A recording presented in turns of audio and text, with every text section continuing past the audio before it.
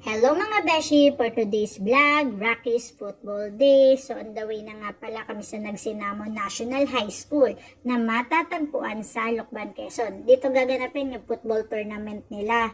Dito nga din pala makikita ang Bundok Banahaw na nagbibigay ng malamig na klima sa lugar na ito. So andito na nga pala kami sa venue, makikita natin ang football field nila. So iisa nga lang pala ang field nila.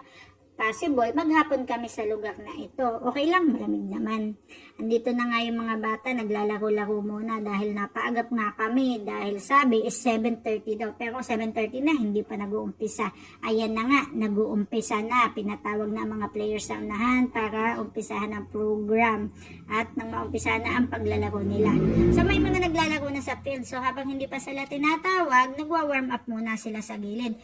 Passing-passing lang sila habang nagaantay kung kailan ang pasok nila sa loob ng field. So ito na nga, sila na nga ang nakasalang. So okay naman ang laro nila, kaso nahirapan talaga sila sa first and second game nila. Kaya nakadraw lang sila, then lose sa second game. Dahil nga nag-a-adjust pa sila sa field dahil masyadong madulas kasi umulan nga kagabi. Kaya may nadudulas nga sa kanila, may na-injury pa nga. Pero nakabawi naman sila sa third game at fourth game na ipinanalo nila sa 5-0 at saka 3-0. Kaya possible, pasok sila sa place. So, pagdating naman sa 5th game, nahirapan sila dahil dito malalaman kung makakapasok talaga sila. So, nakadraw naman sila ng 1-1. Yun lang naman, napakasimple ng football, pero andaling sabihin, pero mahirap din pala. So, ayan nga, minimiting sila ni coach dahil kailangan nilang manalo sa game na ito.